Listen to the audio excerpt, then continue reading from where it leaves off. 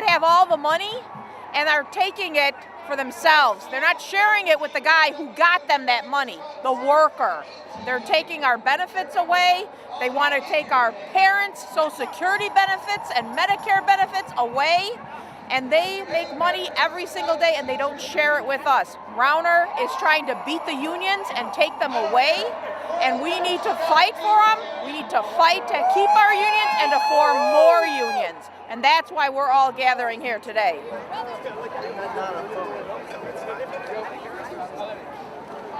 My name is Susan Schubert, president of SOAR 7-8, and we're here to fight for our right to have a union, to get equal pay for all our workers, no matter what ethnicity, men, women. We're here to fight for our children to have a union job to go to so that they can have what I have, a home and a family. We have some serious foes, and we're going to speak about them very, very briefly. And those are people who are so wealthy, they have so much money that they have not a clue about how regular, ordinary people live. And they use their money to build the kind of power that undermines the labor movement. My name's Tony Johnston. I'm the president of Cook County College Teachers Union. We're here because there's going to be a Supreme Court decision that's going to be heard on Monday. It's called JANUS versus AFSCME. This is going to take away our right to collect fair share dues, and this is going to be an incredible challenge for our unions. And this comes out of a far-right agenda that's trying to weaken unions. It's part of Trump's agenda. It's part of the reason that the Republicans chose not to place somebody on the Supreme Court when Obama tried to replace Justice Scalia. And that's why we need to be here. We need to show power with our union brothers and sisters.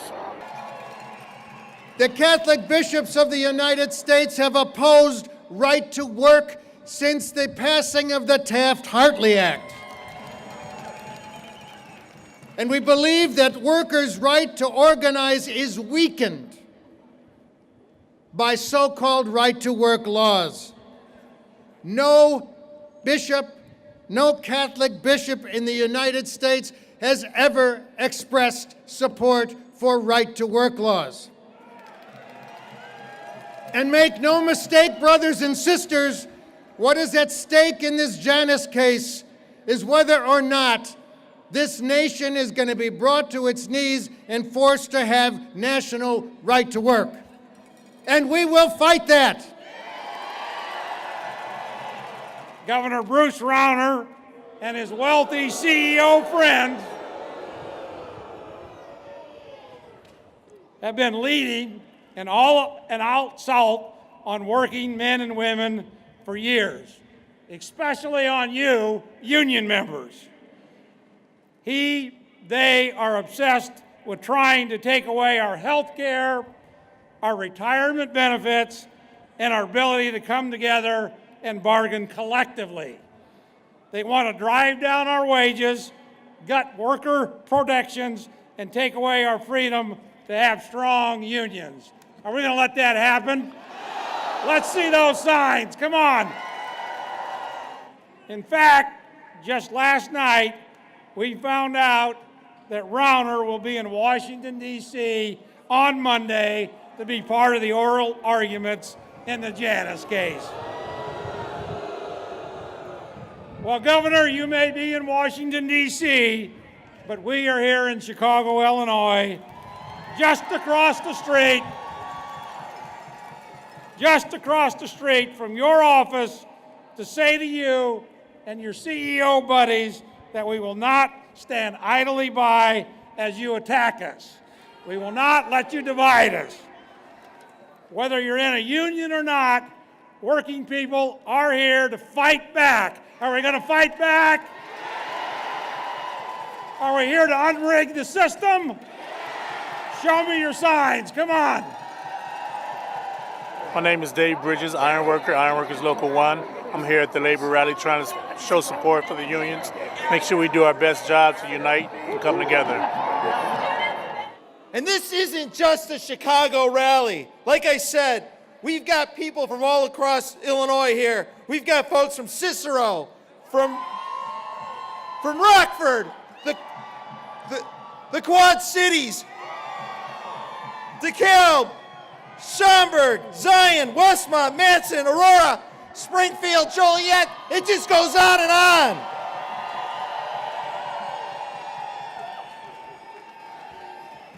This is a movement that stretches across this city, across our state, across our country, and around the globe.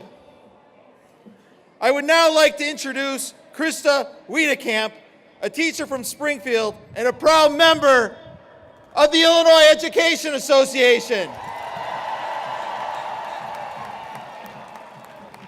Good afternoon, union brothers and sisters. My name is Krista Wiedekamp, and I am a proud teacher and union member from Springfield, Illinois. I have spent the past 22 years educating the youth of the state. And here's what I can tell you. Strong unions benefit our kids. Students benefit from my union when we fight for smaller class sizes.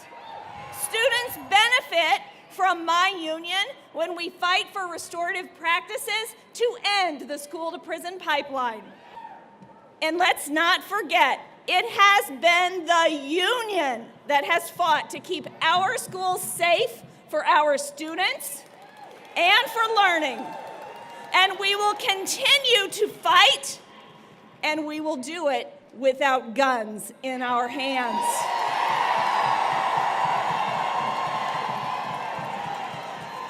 The attacks on unions are fought under many different disguises. The truth is, our opponents are after money. Public education is the last great frontier for big corporations to make money by taking over our public schools. Unions and union members, just like all of you, will be the ones to stop them. We stand strong, we stand proud, and we stand united. Thank you. My name is Brad Grieve from USW Local 105 from the Quad Cities. Solidarity, working people is the only way we're going to succeed. And this is another attack by Rauner with trying to go through the courts to attack the public sector. We've dealt with it in the state of Iowa also in our legislature, and we need more rallies like this to get people out to meet each other and understand our fight is one, and we need to stick together, solidarity. My name is Stephen Mittens, and I'm an investigator with the Illinois Department of Children and Family Services. I and my colleagues go into some of the most impoverished areas of Chicago, and often the families that we serve are in conditions that you wouldn't want to think of. There's high crime, poverty, and everything else that you can think of, and sometimes of the ills of society. But you know, oftentimes when we walk into those families' homes, we're the only ones that have the lifeline for them. Most people don't realize, though, that when we knock on those doors, it's not just to make sure that children are safe, but that sometimes those families are in crisis and we're the only ones that can help. But you see, because I have a strong union and a seat at the table where the policies are made, I have a direct voice in serving my community. I can use my voice to speak for the families that can't speak for themselves. When Bruce Rauner tries to rob us of our freedoms of having that voice, he's not only trying to stop my ability to speak on behalf of myself and my co-workers, but he's also condemning those families to silence. But I also know that what Bruce Rauner and the Illinois Policy Institute are trying to destroy us. They're the ones who benefit from the rigged system. And now they're trying to use the courts to rig it even more in their favor. They want all the wealth and power in their hands, and they don't want working people to get ahead in any way. But brothers and sisters, we won't accept that. Working people are coming together all over this nation. We're sticking together. We're using our voices to speak up for ourselves, for our communities, and we will never quit. My name is Dolores Withers. I'm the president of Local 1708, the City Colleges of Chicago. I'm out today to support and stand in unity with all my brothers and sisters across the state of Illinois against Rauner and the potential for JANUS to disrupt the union in the future. We're standing in unity today. We'll stand in unity tomorrow. We'll stand in unity until labor gets its proper rights. I have learned the importance of unions through my father, and I have not taken that lightly. I understand that union is family, and during hard times when there was a budget impasse and when I was struggling, I was not alone. I had my union family with me, NEIU United.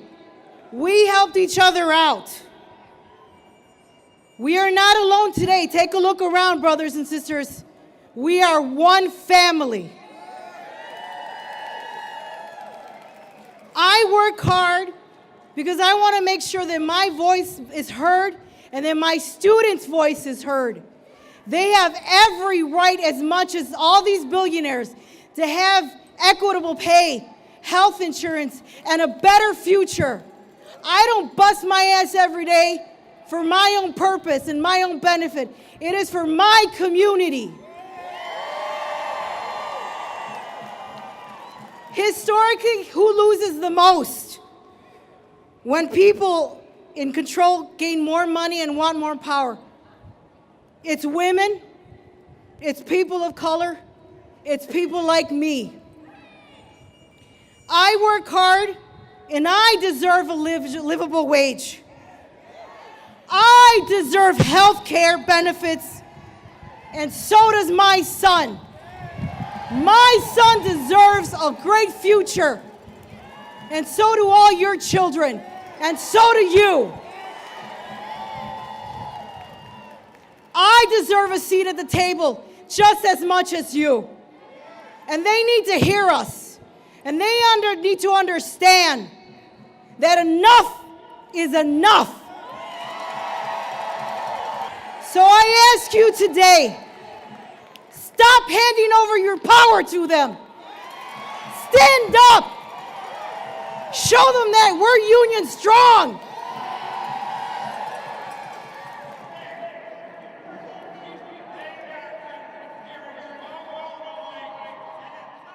We're facing a serious defeat here. We've seen in Wisconsin what's happened when unions lose. The ability to make free riders pay for the costs of enforcing union contracts. However, all is not lost. All is not lost. In Iowa recently, which has a provision similar to JANUS already, the unions won the annual elections to recertify. Due to a concerted union campaign, Labor was able to successfully fight back and to win union recognition as the exclusive collective bargaining agent in the workplace. So our lesson today is a defeat for JANUS does not mean the end. People will join unions that seem to be fighting. The great union organizing drives of the 1930s, the formation of the CIO, the Detroit sit-downs, Toledo, Minneapolis, and San Francisco were all before the Wagner Act, before the collective bargaining laws. Unions can win even without these protections. We'll fight for the protections, but the history of the labor movement says all will not be lost. Well, I like the easy part.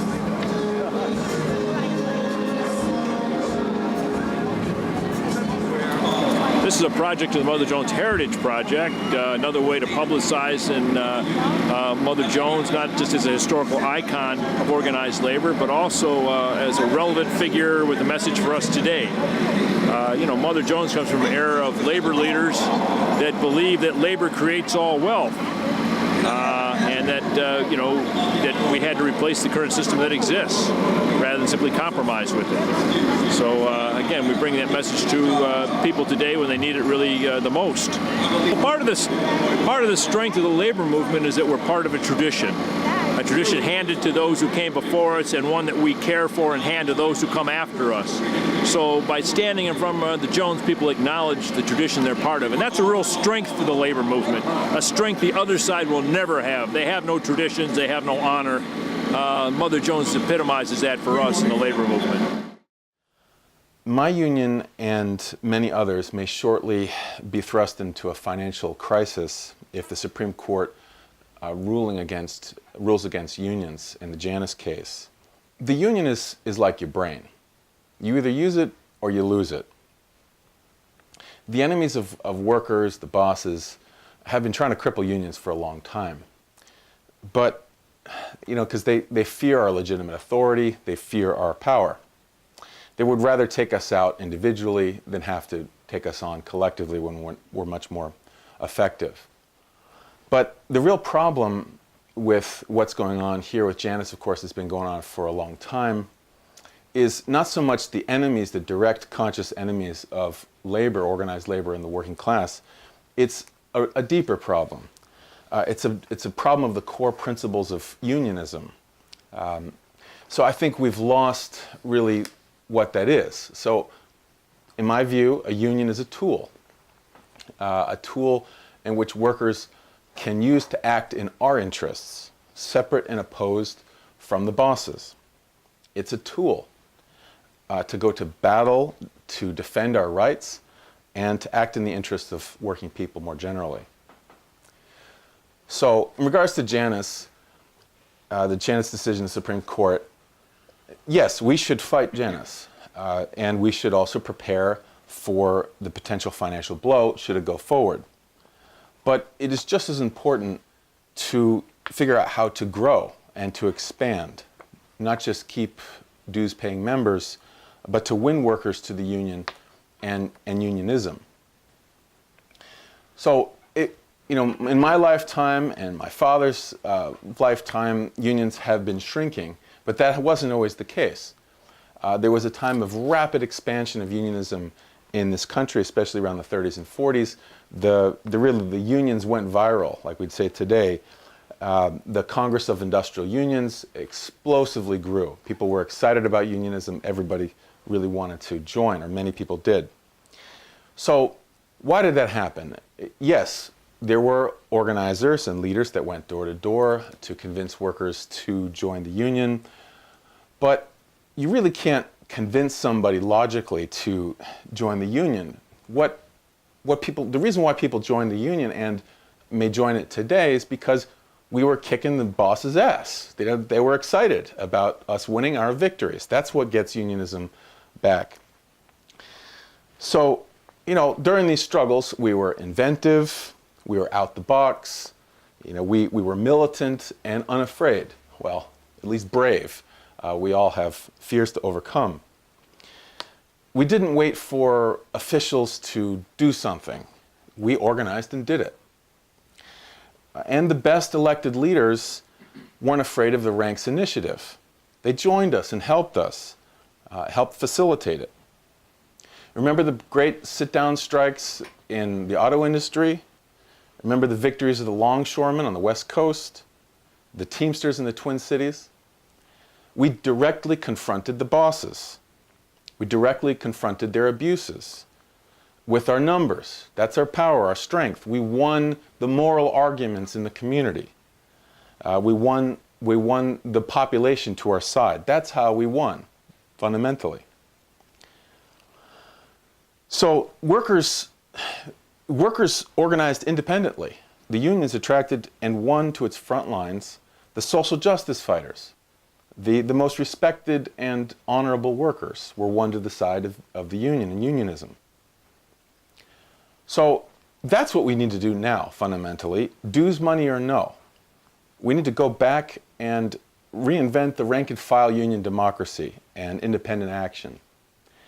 The union is not a bunch of labor experts or a building or a stack of papers someplace. It is us. It is the workers ourselves organized. We have to turn away from this paperwork form of unionism, this business unionism, where our unions have really, in many cases, have become little more than the complaints department of the company. The managers even tell us today, they laugh at us. They say, you have a problem? File a grievance. Maybe in a couple years you'll get justice.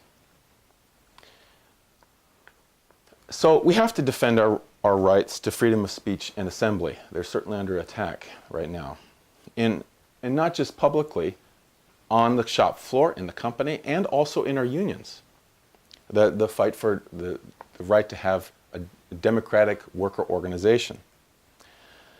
Why is the company so afraid, or the company so afraid that we will talk to each other, talk to other unions, or speak out publicly? Because solidarity works. Because we are smarter, wiser, more effective when we are informed and we put our heads together. We know how to do this. We have a history of it.